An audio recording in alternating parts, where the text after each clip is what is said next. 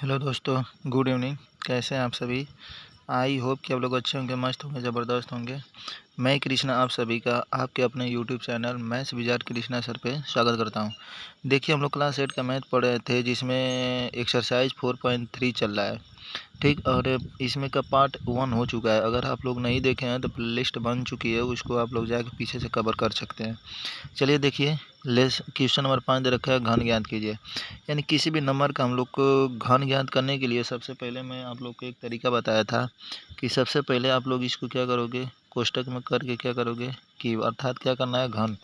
तो घन करने के लिए आप लोग इसको दो भागों में चेंज करोगे। कितने भागों में? दो भागों में। चेंज करने के बाद इसके सामने 4 गो रेखा खींचोगे, 1 2 3 4। 4 रेखा खींचने के बाद आप लोग इसको फर्स्ट मानोगे और इसको क्या मानोगे, सेकेंड मानोगे। अर्थात यह जो घन आ जाएगा इस माने 4 पर भी आ जाएगा और यह घन 5 पे भी आ जाएगा। 4 का क्यूब कितना होता है? 64। और 5 का क्यूब कितना होता है? 125। इतना करने के बाद आप पहली संख्या का वर्ग करके दूसरे में गुणा कर दोगे, यानी 4 चौके 16, 16 पचे कितना? 80। नेक्स्ट, दूसरी संख्या का वर्ग करके पहले में गुणा, तो 5 का वर्ग 25, 25 चौके कितना? 100। अब दोनों का बीच वाले नंबर का क्या करोगे? दोगुना। तो 60 का दोगुना 100, अरे 80 का दोगुना 160 और 100 का दोगुना कितना? 200। अब इसको क्या करना है? ऐड करना है। तो 125 को 5 हासिल कितना बच जाएगा? 12। 100 और 200 कितना? 300। 300 में 12 ऐड करोगे, 312। 312 का कितना? 2 हासिल कितना? 31। नेक्स्ट है 60 और अरे 80 और 160 कितना आ जाएगा? 240। 240 में से 31 जोड़ोगे तो 271। 271 को कितना? एक हासिल कितना आ जाएगा? 271 27 कितना? 27। 27 और 64 ऐड करना है, तो 27 64 कितना होता है? 91। कितना हो जाएगा? 91। यानी कितना आ जाएगा इसका आंसर? कितना आ जाएगा आप लोग बताइए? 91 125। 45 का क्यूब कितना आ जाएगा? 91 125, ठीक ना। यानी 45 क्यूब कितना? 91 125। नेक्स्ट, 55 का क्यूब निकालना है, तो सबसे पहले यहीं पे इसका घन चढ़ा दीजिए। घन करने के बाद अब इसको इसके सामने कितने रेखा खींचना है? 4। 1 2 3 एंड 4। अब प्रथम का क्यूब करोगे, माने इसको प्रथम संख्या मानोगे और इसको सेकेंड संख्या। तो प्रथम का क्यूब 125, यानी 5 का क्यूब 125। दूसरी का क्यूब 125, यहाँ पे 125। अब पहली संख्या को वर्ग करके दूसरे में गुणा, तो 5 का स्क्वायर करोगे 25 और 25 पचे 125। फिर 5 का क्यूब माने उतना ही आ जाएगा, 125 ही आ जाएगा। कितना? 125।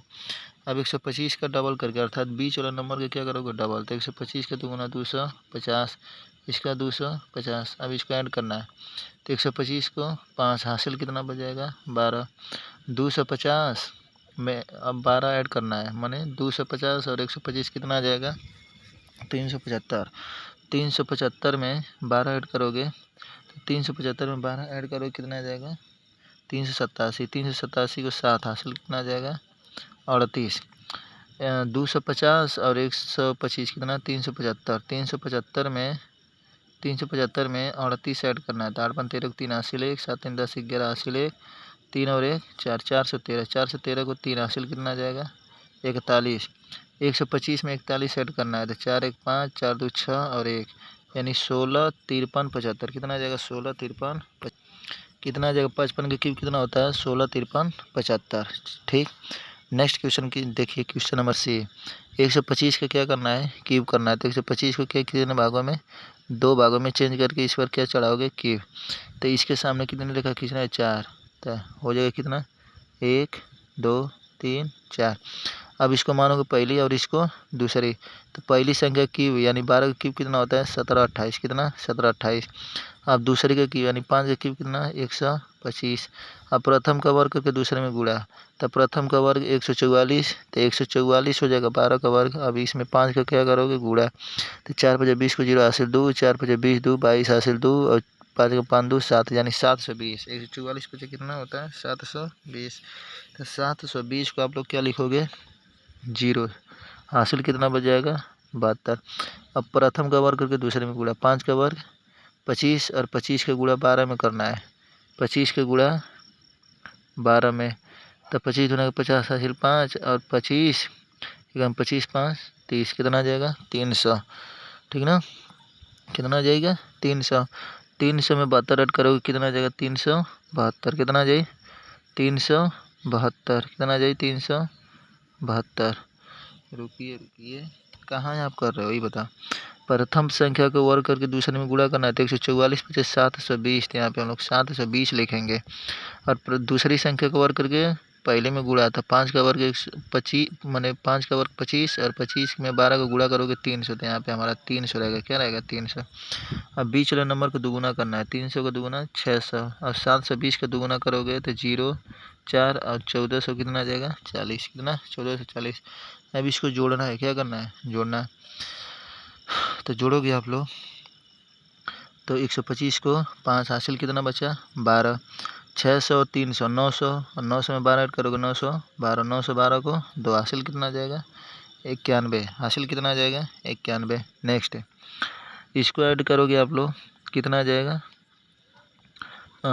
720 और 1440 जोड़ोगे आप लोग तो 2160 आ जाएगा। कितना 2160, तो 2160 में आप लोग 91 जोड़ोगे तो कितना आ जाएगा 2160 में जब 91 ऐड करोगे तो कितना आ जाएगा 1 हो गया, फिर 9 15 फिर 2 2 कितना आ जाएगा 2251, कितना 2251, 2251 को 1 हासिल कितना बचा 225, हासिल कितना बचेगा 225।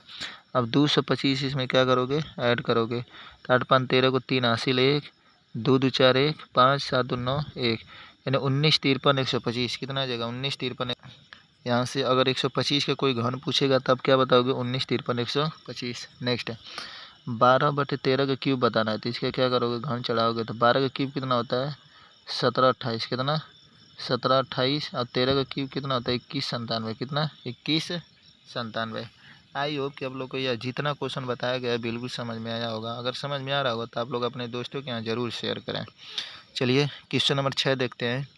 कह रहा है कि कौन से पूर्ण घन है, यानी इसमें से कौन सी संख्या जो है पूर्ण घन है। तो 27 किसका होता है तो आप कहोगे 30 का, किसका 30 का। यह किसी का होता ही नहीं है, यह किसका होता है 8 का क्यूब, ठीक। और यह किसका होता है 9 का क्यूब, किसका 9 का क्यूब। यानी पूर्ण घन ए है और क्या सी है और क्या डी, लेकिन बी नहीं है। नेक्स्ट क्वेश्चन देखिए। कह रहे हैं कि वह सबसे छोटी संख्या ज्ञात कीजिए जिससे 12,348 को गुणा करने पर एक गुणनफल पूर्ण घन बन जाए। यानी सबसे छोटा नंबर पता करना है और जिसको जब गुणा करोगे तो वह संख्या क्या आ जाएगी पूर्ण घन प्राप्त हो जाएगी। तो 12 और 348 को क्या करोगे पहले फैक्टर करोगे, यानी 12,348 का फैक्टर करोगे एलसीएम से। तो 2 से काटोगे 2 छक 12, 2 कम 2 2 से 14, 2 चौको 8, फिर 2 से काटोगे 2 3 6, 2 8 16, 2 7 14, ठीक ना। फिर 3 से काटोगे 3 दामे 30 और 3 दूना 6 3 27, फिर 3 से काटोगे 3 3 के 9, 3 चौके 12, 3 3 के 9, फिर किससे काटोगे 7 से, 7 चौको 28, 7 चौको 28 और 7 9 63, फिर 7 से काटोगे, फिर 7 से काटोगे 7, फिर 7 से काटोगे कितना 1 आ जाएगा। यानी अब देखिए पूर्ण घन पता करने के लिए ना हमेशा 3 का पेयर बनना चाहिए। तो ये बताइए 7 का तो बन गया पेयर, लेकिन 3 का पेयर नहीं बना ना 2 का बना। तो बताइए 2 का अगर पेयर बनाना है पूर्ण घन बनाने के लिए तो कितना 2 बचा 1 तो। अब देखिए 3 कितना बच जाएगा पूर्ण घन बनाने के लिए 1, तब इसी का गुणा कर दोगे 2 गुणे कितना 3 अर्थात 6, यानी 6 ऐसी सबसे छोटी संख्या है। अगर मैं 12,348 में गुणा कर दूं तो यह संख्या क्या निकल के आएगी पूर्ण घन निकल के आएगी। क्या निकल के आएगी पूर्ण घन निकल के आएगी। चलिए नेक्स्ट क्वेश्चन देखते हैं और इस एक्सरसाइज का लास्ट क्वेश्चन है क्वेश्चन नंबर 8। एक घनाकार बक्से का आयतन 17,576 माने 17.576 मीटर का क्यूब है। तो बक्से की प्रत्येक भुजा की लंबाई बताना है। आप लोग बताइए क्या कि बक्से का बोला ना घनाकार, तो घन का आयतन क्या होता है घन का आयतन। तो घन का आयतन आप लोग बताओगे तो घन का आयतन होता है भुजा का क्यूब। तब बताइए इसमें आयतन दे रखा है, देखिए यहाँ पे आयतन, तो यहाँ से v का मान दे रखा है 17.576 मीटर, ठीक। तो इसको जब आयतन दे रखा है और भुजा पूछा है ना तो इसको इस साइड लिख सकते हो a का क्यूब इक्वल टू 17.576। अब ये क्या करोगे क्यूब हटा के इस पर चढ़ा दोगे तो a बराबर क्यूब रूट में 17.576। जब इसको चेंज करोगे तो 17,576 बटे में कितना आ जाएगा 1000। कितना 1000 कितना आ जाएगा 1000। अब देखिए 17,576 पता है किसका होता है 26 का, और 1000 किसका होता है पता है 10 का। किसका 10 का। तो जब 10 से भाग करो कितना आ जाएगा 2.6 मीटर। कितना आ जाएगा 2.6 मीटर। तो भुजा पूछा था तो भुजा कितना निकल के आई 2.6 मीटर।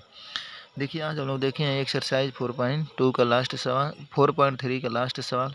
अब हम लोग मिलते हैं मैंने अब अगला लेसन हम लोग पढ़ेंगे, ठीक ना। यह लेसन पूरी तरह से समाप्त हो गया। अगर आप लोग नहीं देखे हैं तो पिछली कक्षा देखने के लिए प्ले लिस्ट से उसको जाके क्या कर सकते हैं देख सकते हैं। चलिए ठीक है, धन्यवाद। मिलते हैं नेक्स्ट वीडियो में, तब तक के लिए धन्यवाद।